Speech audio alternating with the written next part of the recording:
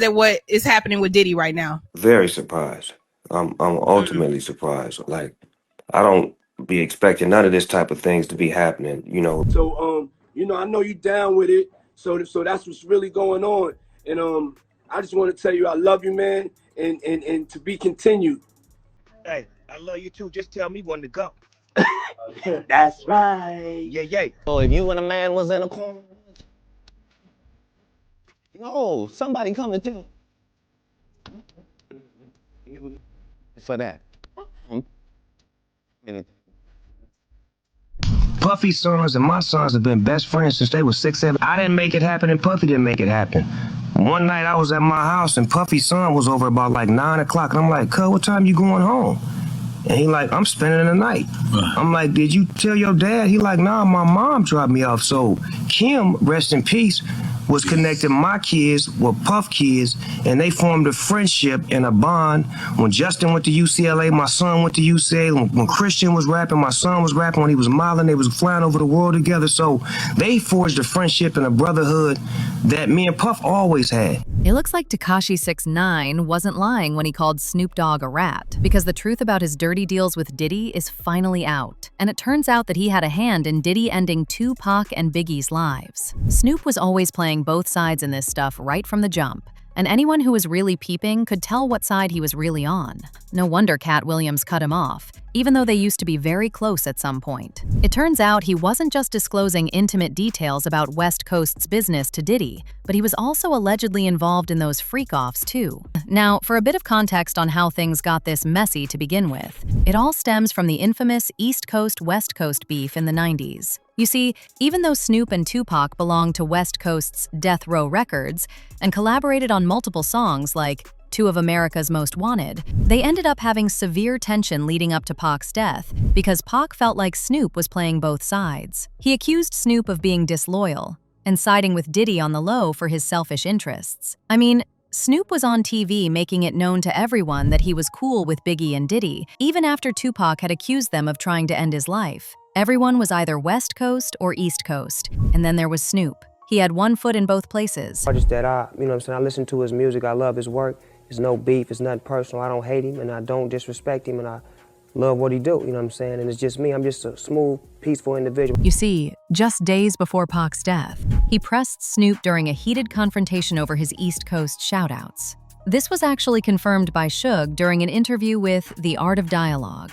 He said the tension between Pac and Snoop got so bad that Pac even tried to fight Snoop. In fact, Snoop refused to fly back to New York City with Tupac because he was scared he wouldn't make it out of that plane alive. Snoop made the comments he made on Hot 97, right, about how he didn't have beef with Big and Puff and they was his friends. He always said that when he got back on the plane with you and Pac, he had a knife and a fork underneath his blanket just in case y'all did something to him. From your point of view, can you break that situation down? His thing was, Pac crazy as a mother. He ain't finna be in no limo and Pac beating him up. Now, right after Tupac died, Biggie also was murdered. And the rumors that were going around at the time were that Suge orchestrated Biggie's death as retaliation for Diddy allegedly putting a hit on Tupac. A lot of people believed this for a long time, but after everything that has since been exposed about Diddy, people are convinced that he is actually the one behind the deaths of both Biggie and Tupac. These rumors were fueled when 50 Cent recently released that Diddy documentary on Netflix.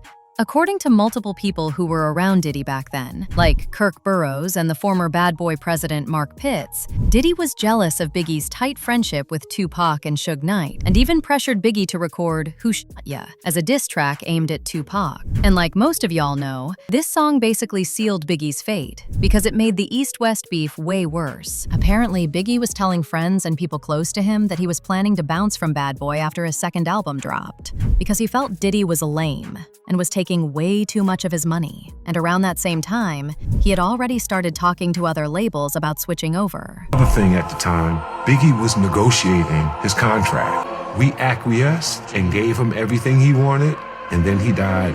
Sean wanted me to change the agreement to more favorable terms for Bad Boy, and his family and mother would not know.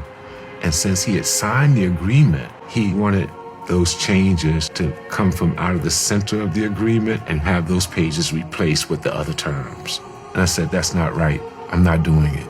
But get this, even after Diddy allegedly took out Pac and Biggie, Snoop was taking Diddy's side and even went public with his allegiance to him. Now, he wasn't just playing both sides, he was fully on Diddy's side, and he wasn't even bothering to hide it. He officially abandoned Death Row and began showing out everywhere with Diddy. He basically switched sides. Ain't no East Coast, West Coast beef. I swear, we ain't come here to talk about nothing behind us, we come to talk about what's ahead of us. Yeah. We here to make a difference, you know what I'm saying? So we want y'all to stay in school and keep y'all heads in y'all books. No doubt, knowledge is power, y'all. Because you know, we're the future, so it's on us to make a change. That's great. Look, I'd like to thank Snoop and Puff for stopping by and dropping this knowledge on. Hey, maybe Tekashi was onto something. You think Snoop Dogg is a rat? What you mean by that? Look at this camera. Cause Snoop Dogg got an order of protection on Suge Knight. What you mean he got an order of protection? He got an order of protection on Suge Knight in the 90s. Well, Snoop would never come. You know, we beat him right for him, but then he was on probation. Then he got caught with guns. And each time it's nothing. They're not gonna violate him. That's because he's an informant. He's a rat, a snitch. You guys know about Snoop's altercation with Tupac right before his death? They went to Vegas, and I didn't want to go to Vegas because the vibe wasn't right. So I went to Warren G's house. There's no dream of making an album with Biggie and Puffy, or none of them. We're not sweating it like that. This is our family over here. We peacefully coexist. This is our family over here. We peacefully coexist. Tupac said there's no dream of making music with Bad Boy Records. Snoop Dogg agrees. But the very next day, Snoop goes on a radio show and says this. So I ain't got no issues with Puffy and Biggie. I want to do a song with them niggas. What did you say? Because that's how I felt. Which really makes you question the relationship between these two. Because look at this video call right after he gets the ownership of Death Row Records. Congratulations, King. Thank you. Great move, great move, great move. You taught me how to play chess, not checkers. Oh man, one of my greatest students. Every time we sit down with each other, we chop it up, and then we go our separate ways. I'm watching. I'm trying to make you proud. Yeah, man, I'm super proud of it. Now, as I said, Snoop and Katt Williams used to be really close, but their friendship has dwindled over the last few years, and it has a lot to do with his relationship with Diddy. Unless you've been living under a rock these last few years, you know Katt Williams has been talking about Diddy a lot, and nothing he has said about him has been nice. The peak of it was during his interview on Club Shay Shay, when he accused Diddy of offering him $50 million 3 times to get him to participate in freak-offs. He said Diddy was trying to get him to become one of his boy toys, but he never once compromised on his morals. And even before Diddy's offer, Harvey Weinstein had also allegedly tried to get him to perform oral action on him, but he didn't participate either. All of these deviants is catching hell in 2024. It's up for all of them. It don't matter if you Diddy or whoever you is. It's any of them. All lies will be exposed. And anyone who takes it the wrong way, know why they take it the wrong way.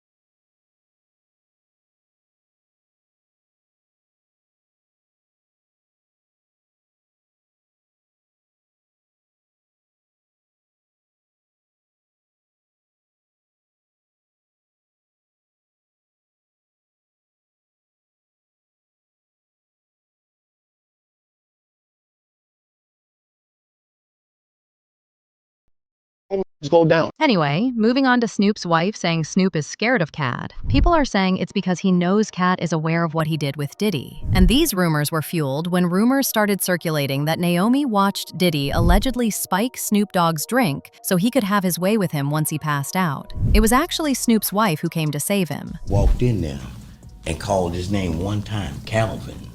In front of Naomi Campbell. Yes, sir. In front of Diddy. This mess with Snoop and Diddy clearly goes way deeper than we think. And as always, you can expect Katt to put it on blast. As usual, people had their own thoughts, like this person who said, Snoop a sucker for teaming up with Puff to shoot this when he was behind the Pac for Snoop Dogg too. Another person said, Snoop chilling with the guy that Tupac speaks volumes on you, but now I want to know your thoughts. What do you think of Snoop's wife exposing him for being scared of Katt? And do you really think Katt separated herself because of Snoop's relationship with Diddy? Let me know your thoughts in the comment section below. And don't forget to click here to watch this other messy video.